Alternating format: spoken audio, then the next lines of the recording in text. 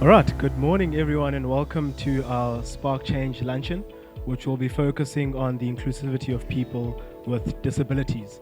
We're here also to basically foster a community of understanding, respect, and inclusion. All right. And inclusion is more than just, policy and practice. It's basically a commitment in recognizing our values and our potential as individuals.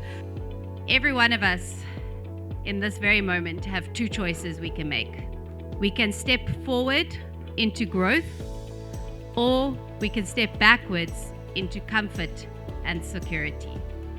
And this morning, I want to challenge you to step forward into that growth. I got blind at the age of 7, and today I want to take you through a productive life with Mercy. As a person living with a disability, sometimes it can be challenging. And with a person living with visual impairment, I find it sometimes easy because of the technology and kindness of others living around us. We have 17 special schools in the Nelson Mandela Bay. So that learners that are experiencing barriers to learning, learners living with disabilities, can be able to be accommodated. In the whole province, there are 45. Out of that 45, we got 17. Because of time, maybe I won't be able to mention them. We also have other schools that we call them full service schools.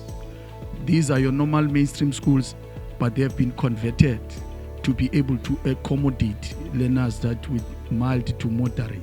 So our work in the university is to ensure access of learners with disabilities coming from various schools, either from special schools or from mainstream schools.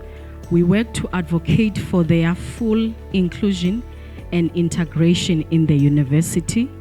We have a project for people with disabilities to train them and to train them online. And in Germany, young people, they live, part of the living is in the internet. I think it's the same here. Young men, they stay in the internet for 75 hours per week, and young women 72 hours per week. I don't know if it's the same here. Naturally, because you work in organizations that work a lot with communities, I think the first question to kick it off would be, how can communities work together to ensure that public spaces are accessible for everyone, regardless of their abilities? We have our municipality in the Bay, which also is involved in matters of disability inclusion.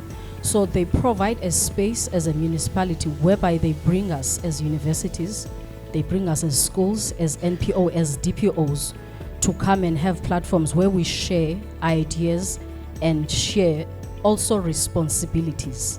But as a young person, do you think, or rather, how can storytelling and media representation influence how society's attitude is towards individuals living with disabilities? By telling them, like storytelling, by saying in the Lando story that people with disability, they are capable of doing something that you can do, and also judging them isn't gonna help them at all. This is my life, you cannot judge. Not judge. Forever and ever, I would like my disability. Everything I do, I know that I've got ability. God is taking us, saving us from eternity. When you have it, accept it, take it seriously. Thank you very much.